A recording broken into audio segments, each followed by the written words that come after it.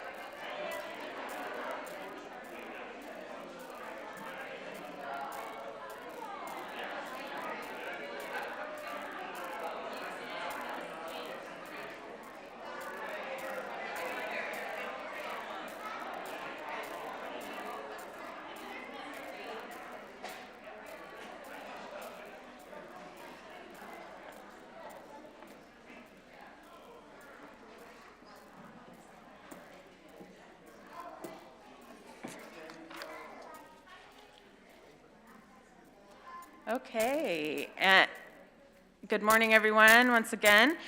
Today we have an announcement from Danny Hewitt and the nominating committee.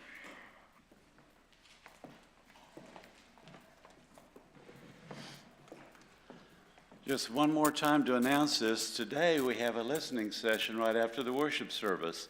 So if you're interested in finding out the slate of officers that we're trying to fill for this next year, go grab some coffee, then come right back here for a little session right after the worship is over. Thank you.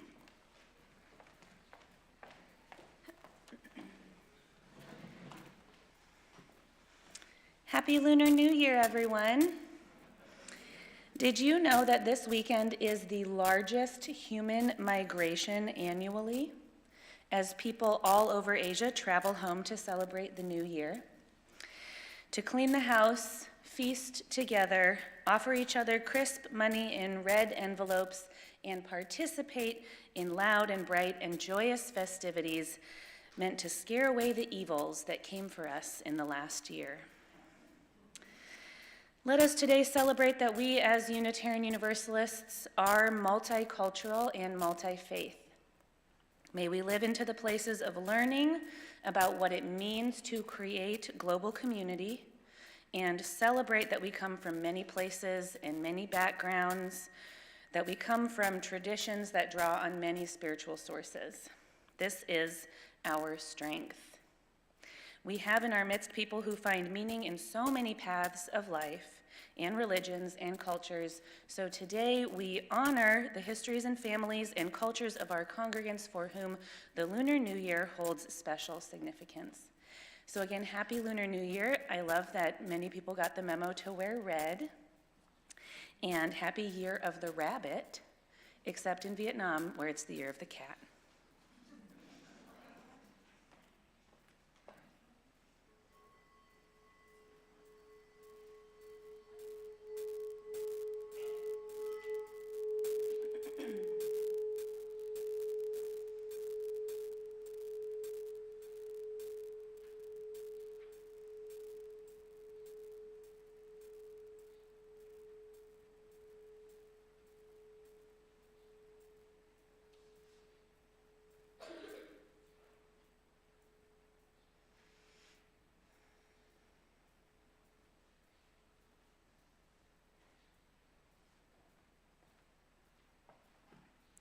Our opening words today come from Taoist Chinese philosopher Lao Tzu, who said, "There is no greater illusion than fear, no greater wrong than preparing to defend yourself. Whoever can see through all fear will always be safe." Come, let us rejoice and welcome each other in song. Please rise as you are willing and able for our opening hymn number 361, Enter, Rejoice, and Come In.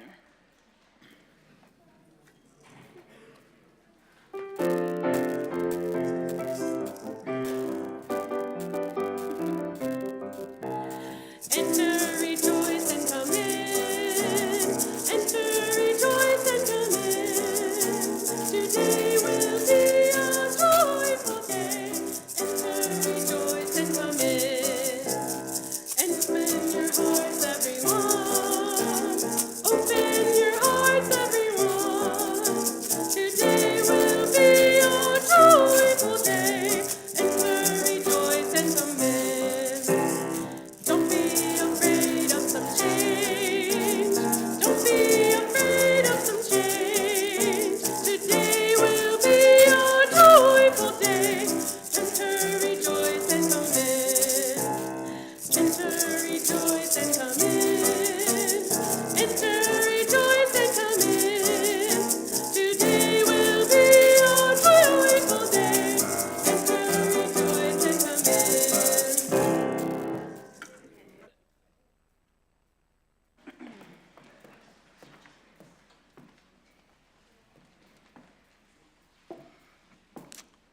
As Lali comes forward to light our chalice, we invite you to join us as we recite our covenant.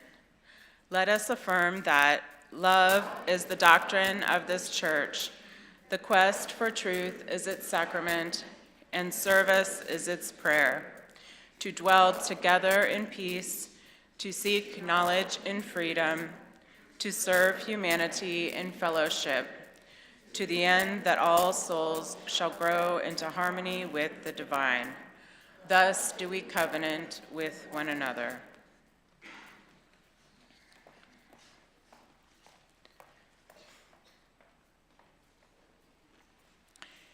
Each month, we as a community take time to reflect on a theme.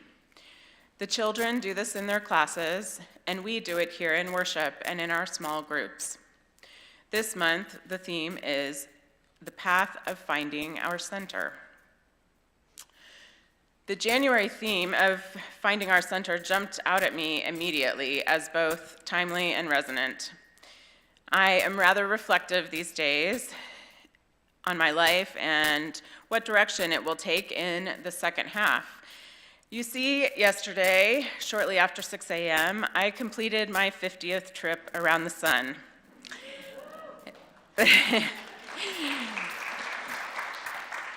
This birthday has been looming large in my mind for some time. The number doesn't scare me much anyway.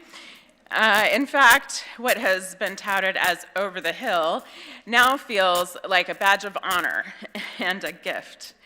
It's a gift to have lived for 5 decades and to have before me an open path. Or maybe it's just a great view from near the top of that metaphorical hill. The path to finding my center has been a winding one. I've uprooted and transplanted myself across states and countries.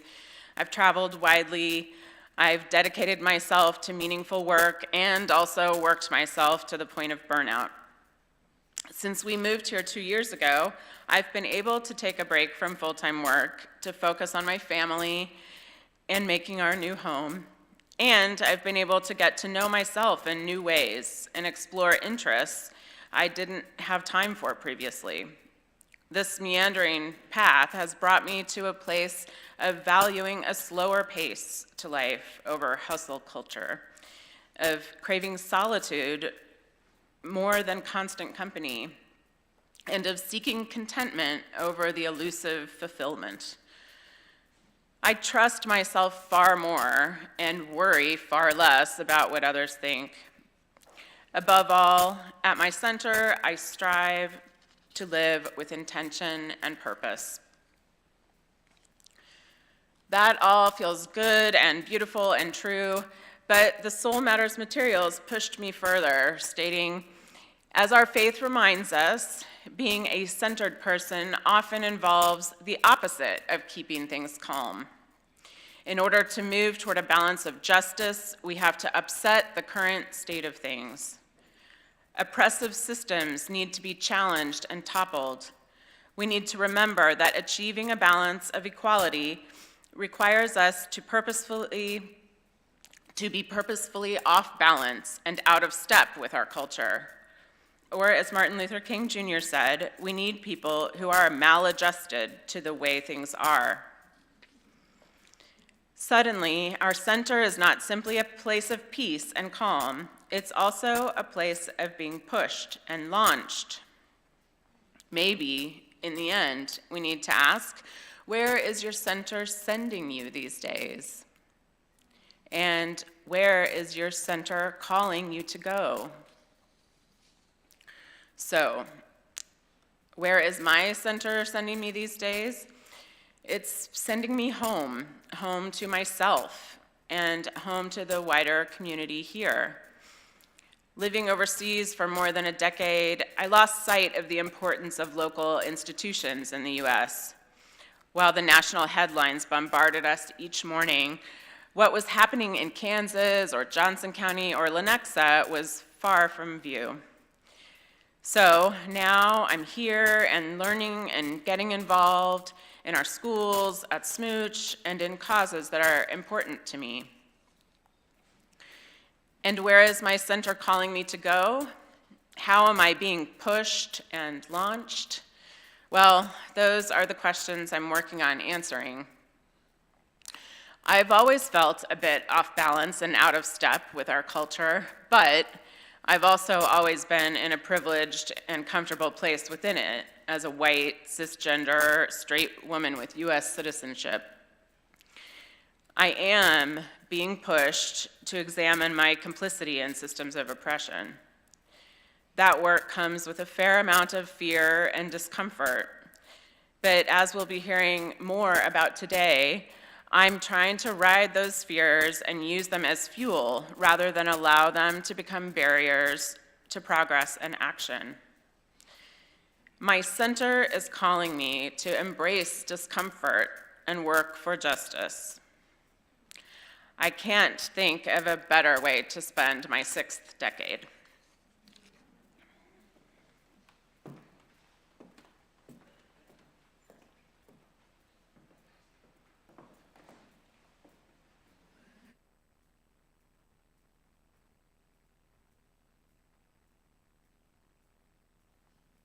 I'd like to invite the children to join me up here.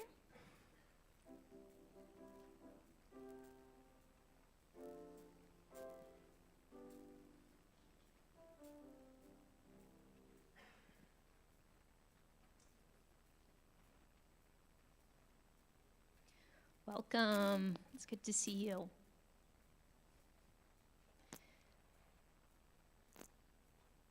All right, I want everyone to raise your hand if you have ever been afraid of something.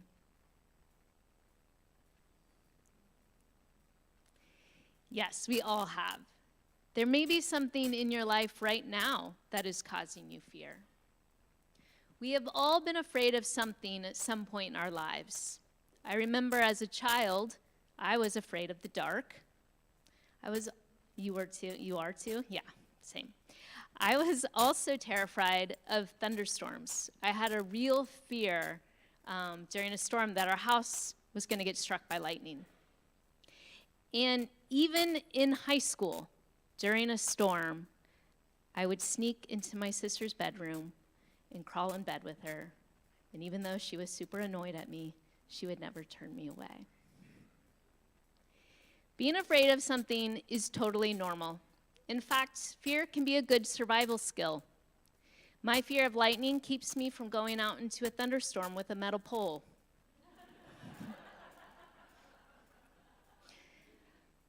But sometimes fear can keep you from doing the things that you want to do or becoming the person that you want to be. Today we are celebrating the Lunar New Year, the beginning of the lunar calendar that follows the moon's cycles. I want to tell you about a story about the Lunar New Year, about a village of people who overcame their fear of a scary beast. But before I do, I brought some musical instruments with me because there's a part in the story where we need to make a lot of noise. So let's pass those out.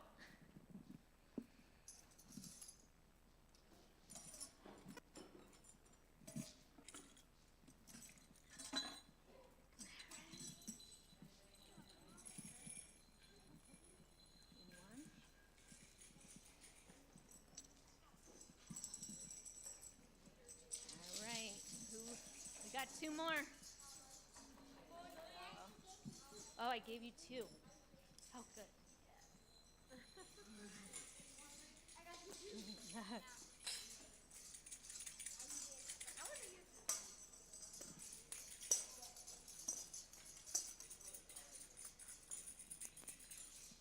All right.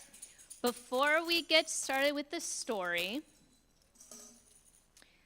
let's practice making noise. So this is what's going to happen. When I point at you, you're going to make noise. And if you don't have something to make noise with, you can clap your hands. And then when I put my hand out like this, it means stop. Okay, so let's practice.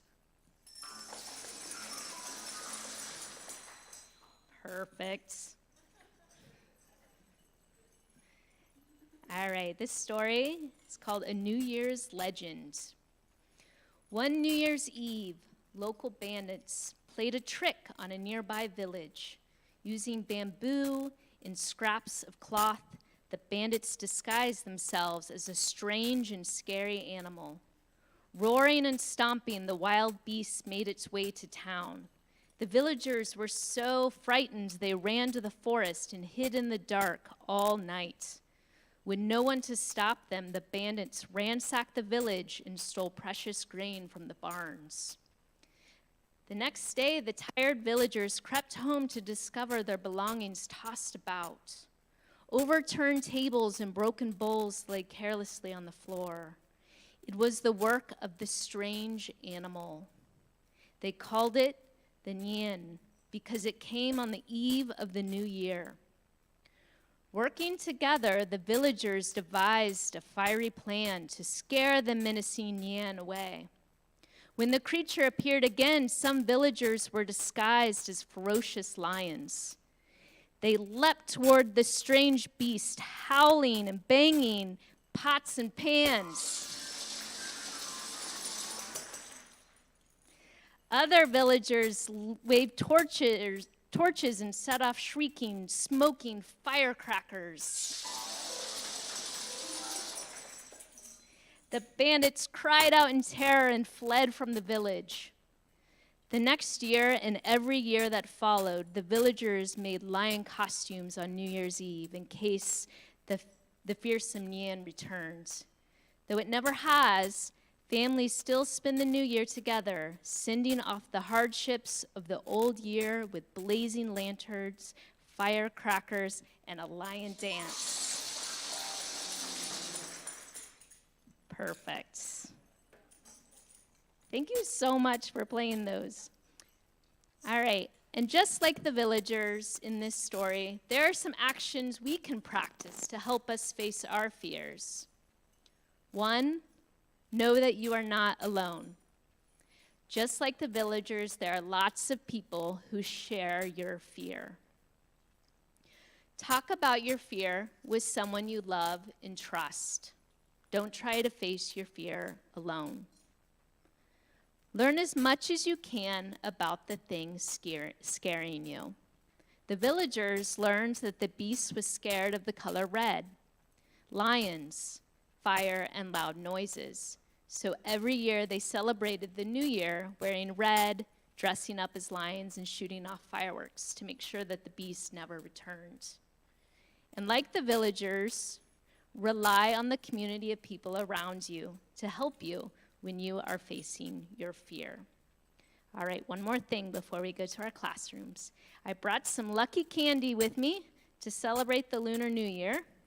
May this gift give you luck and good fortune as you face your fears this lunar year.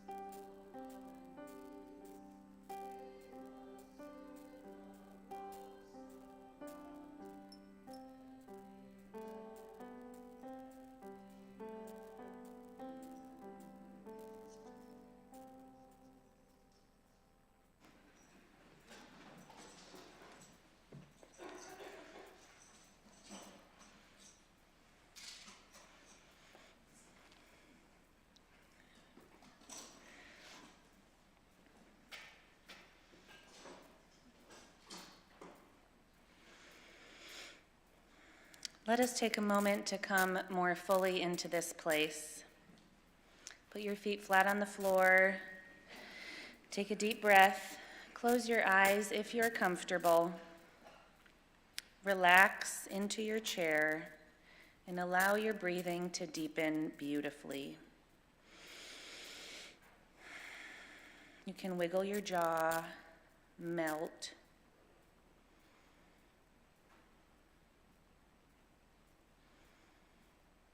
Starting with your feet moving up, you can notice an area that is tense or tight.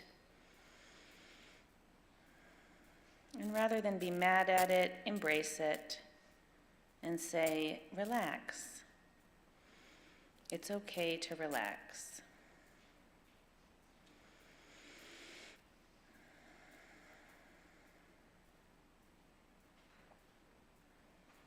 Now reach over and nudge the person sitting next to you. Remind each other that we're here together, gathered in peace and authenticity and intention. Letting the bustle of the morning melt away, we come into a space of holiness. We come to this place to be seen and to see. We come to teach and be taught. We come to hear and be heard. We come to this place to share our joys and sorrows. If you have a joy or a sorrow to share, I now invite you to come forward and light a candle. You can share what's in your heart or on your mind in 1 to 2 sentences, or you can share with a single word, or you can share in silence and simply light a candle.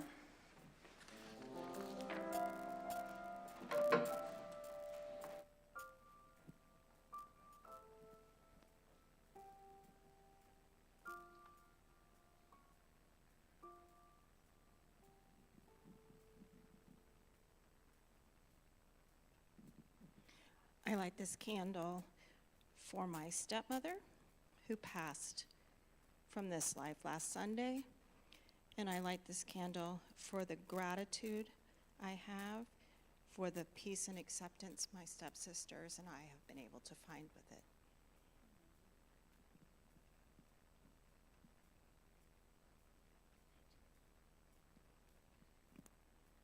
I light this candle because yesterday I healed from a very deep father wound that I had been trying to figure out for the majority of last year.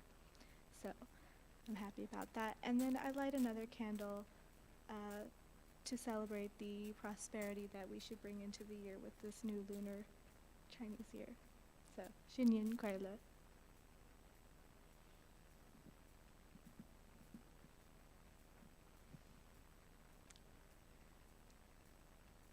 My name's Annette. I'm lighting this candle for my younger son, Jeffrey. Tomorrow he will be 41, amazingly.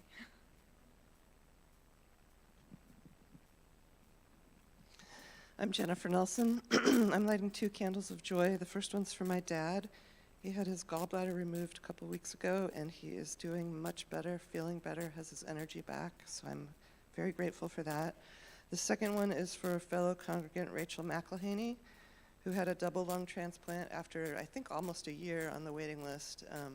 She's recovering in St. Louis, but I'm very pleased for her.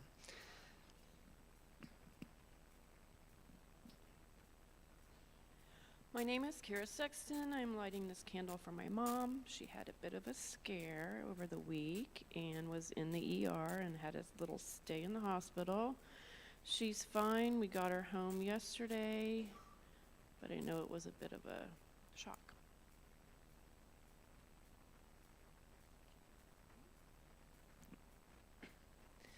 My name's Roxy.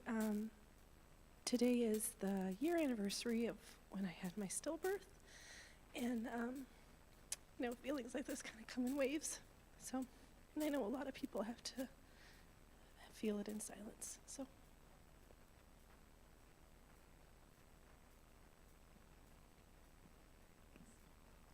I'm Shannon Jonitz, and this is a candle of joy.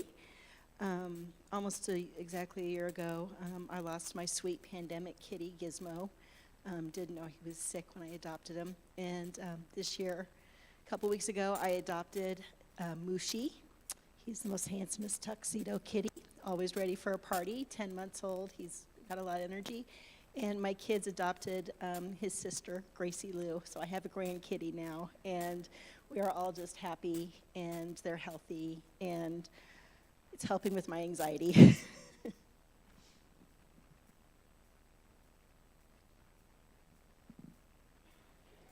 I'm Rue. I'm just going to sit here and meditate with the last candle for a minute, if that's all right.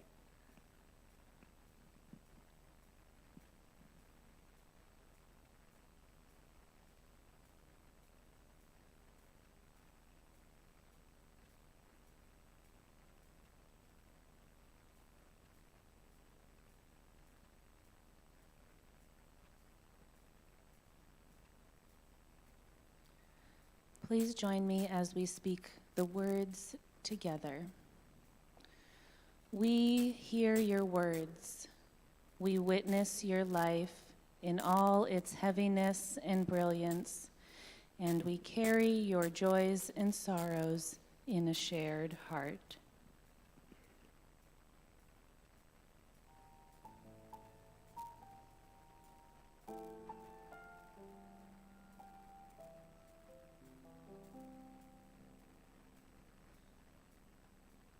I invite you again to become still.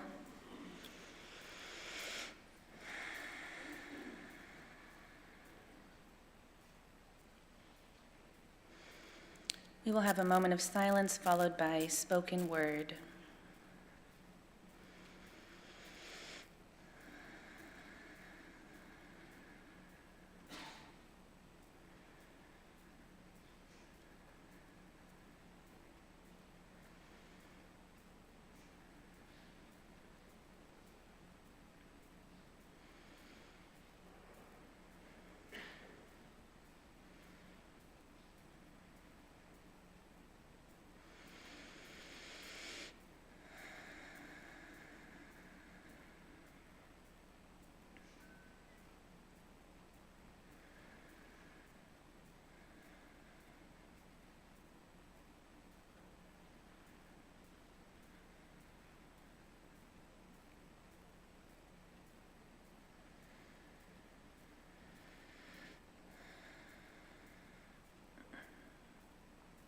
Today, as we gather to celebrate, we come into awareness of the moon. The glowing orb who waxes and wanes in a graceful dance above, luring us all in a quiet, gravitational pull. Even the oceans and the wombs are seduced into the heavens, the rhythms of La Luna captivating life on earth. La Luna, with the rabbit etched into her face, is new in the sky tonight as we begin the year of the rabbit. Let us begin again in the qualities of this animal, in tenderness and softness, and vow to treat our beautiful oceans and the womb bearers amongst us with that tenderness, softness, reverence, and autonomy.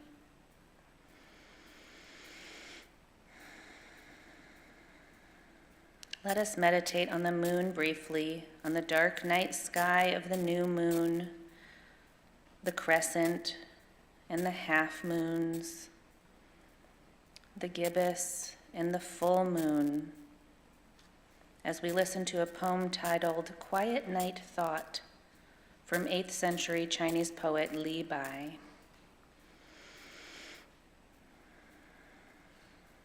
Bright moonlight before my bed, I suppose it is frost on the ground.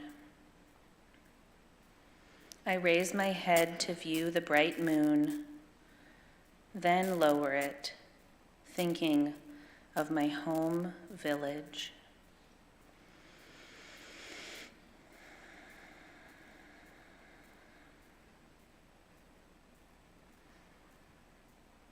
In the spirit of finding our center of the great migration's home, please remain seated for our meditative hymn, Return Again. Good morning. If you were here last week, you remember we got a chance to practice with the choir singing the meditative hymn in a round, and I'd like to do that again this week if we can. So we'll have this half of the room be group 1 again, and this half will be group 2. And so we'll start with group 1. When it's your turn to sing, you'll see the circle with the 1. You'll sing that part twice.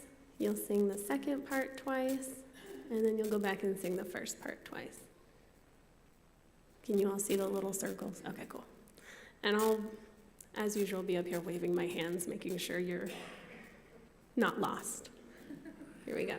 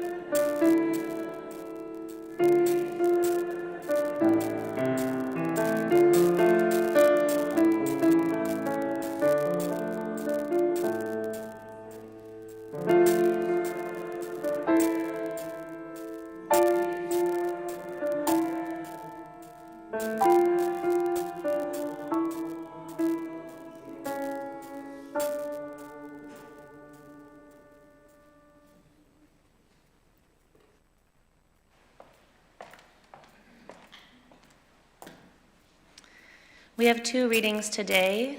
Both of them again come from Lao Tzu, who says, "Be careful what you water your dreams with. Water them with worry and fear, and you will produce weeds that choke the life from your dream. Water them with optimism and solutions, and you will cultivate success. Always be on the lookout for ways to turn a problem into an opportunity for success. Always be on the lookout for ways to nurture your dreams.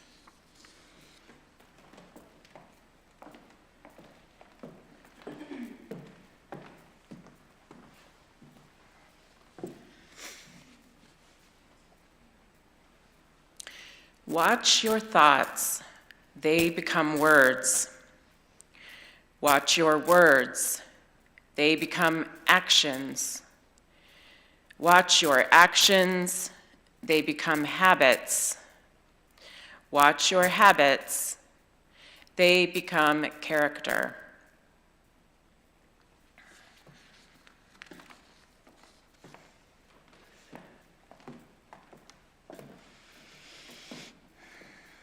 What are you afraid of? What fears swirl in your mind, available to you at any time, invasive? What dread has overgrown you, choking out your flowers, taking over in weeds, pervasive? What worry lurks on the edges of your life, hard to name, evasive?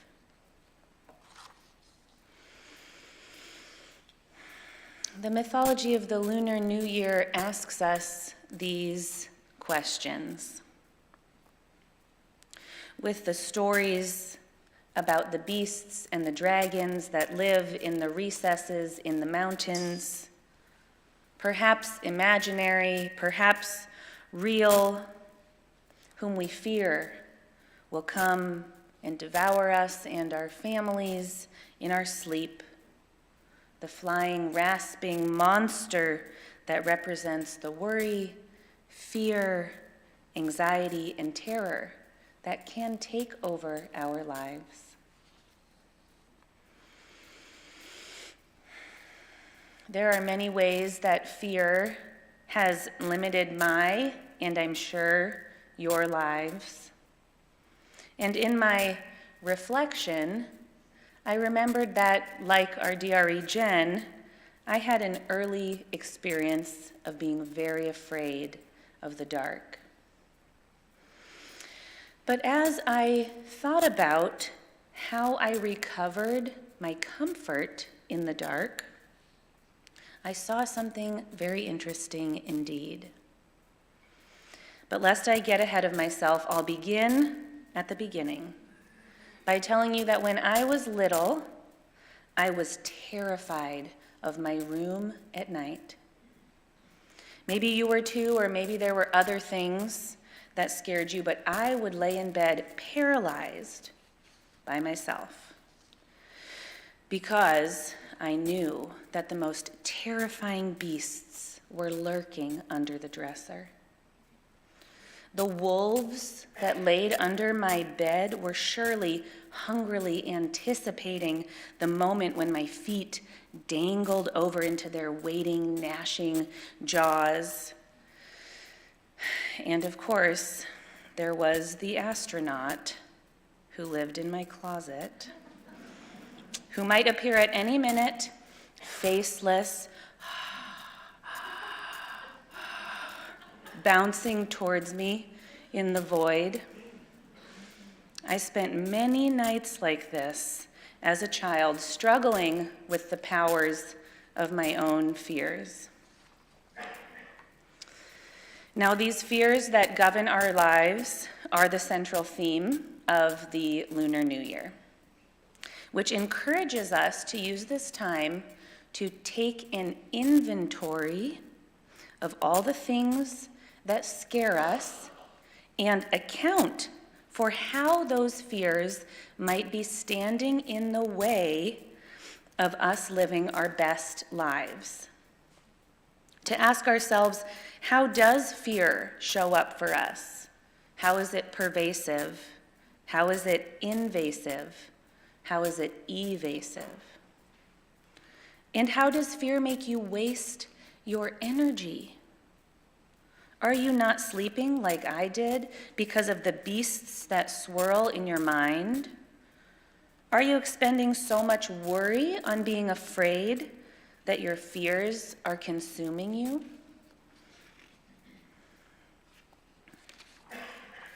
These are difficult questions to grapple with because of how tightly we think we rely on our fears. Sometimes we clutch onto the fears because we think they're keeping us safe. Like, in my bed, no monsters were going to get me because there was a force field, you know? Yeah. If we're afraid of going out on a limb, then we won't fall off the branch, for example. If we fear taking risks, we are not going to lose anything. But where does this leave us? It leaves us watering our gardens with worry and fear, and that will only produce weeds that choke the life of our flowers and our dreams. For, as Lao Tzu said, we need to be careful what we water our dreams with, and take care to water them with optimism and solutions which will cultivate and nurture us. Because that's the thing about fear. It doesn't nurture beauty. It's not opening. It doesn't cultivate strength and joy.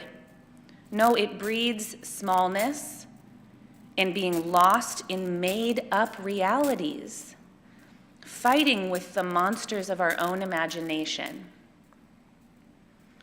And after all, that's how the story of the beast and the dragon in the mountain in the village culminates, or at least in the version that I read. In the version that I read, there was one old man in the community who just was not scared of the beast and the dragon. Maybe he knew it was the bandits, but he just did not take the bait. He just didn't give in to it, didn't believe the hype. And his advice was simply to remember our strengths, the thing that grounds us in the community, in the home. Now, part of the rituals around the Lunar New Year is cleaning prior to the New Year, sweeping away anything that's lurking in the corners in the closet, to actually go and look under the bed and see what's under there, and to go home to your family and make that raucous shout so loud that it scares away all the evil spirits like we did earlier. Very cleansed. And that's how I found my comfort in the dark again. When I finally told my mom about the fear I was feeling and the monsters in my room, together we cleaned out my closet to look for the astronaut. We swept away any traces from under the bed, got all the books and the dust bunnies. And then we laid in my bed before I went to sleep, and she told me to imagine that I was powerful enough that the monsters were afraid of me. That I had weapons and shields and a loud, scary voice, that I was free to walk calmly from the light switch through the lightless room and climb slowly and confidently into my bed, knowing that no one was going to mess with me. Of course, I know now that my true armor was my people coming around me and helping me understand my fears as just and only that, imaginary fears that I was allowing to control my life, and that my shield was one of self-confidence, and that my weapon was that joyous, raucous shout loud voice of my community that encouraged me to not cower, but ride the dragon of my fears. Liberating ourselves from our fears may be one of the most seemingly impossible feats in our lives, but we must remember that there is no greater illusion than fear. No greater wrong than preparing to defend ourselves.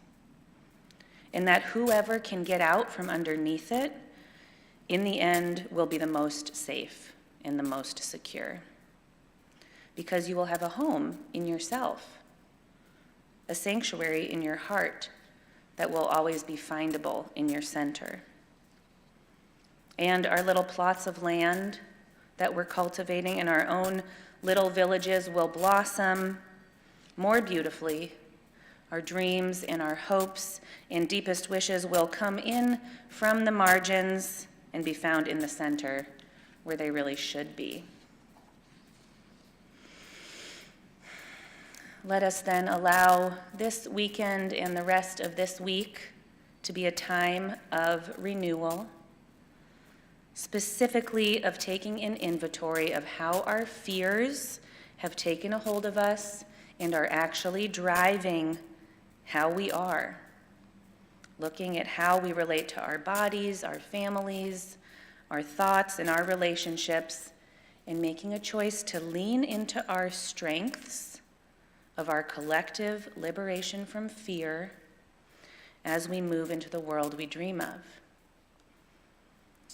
To make words and thoughts and habits and choices that will lure us closer to the we that we could be, the you that you are when you are free from your fears. Blessed be.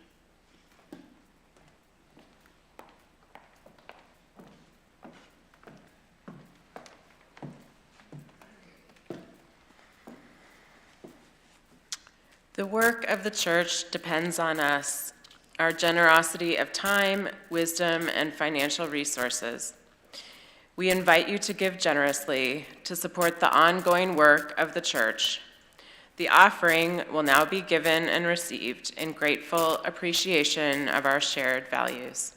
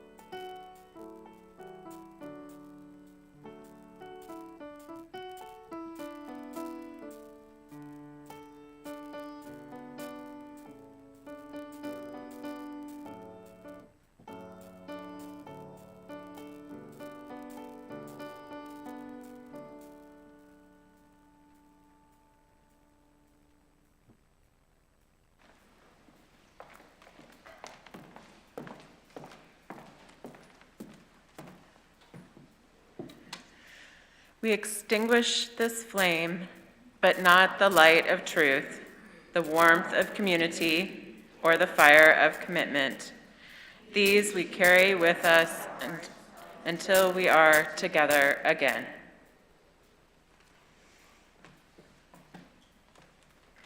And join me as you are able in spirit or in body to sing the last hymn.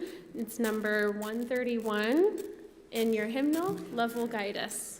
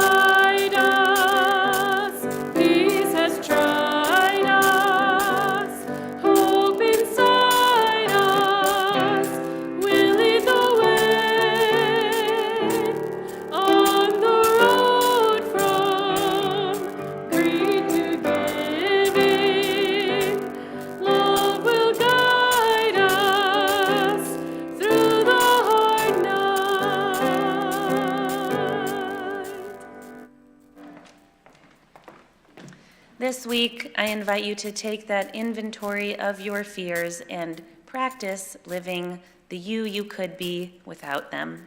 Go in peace.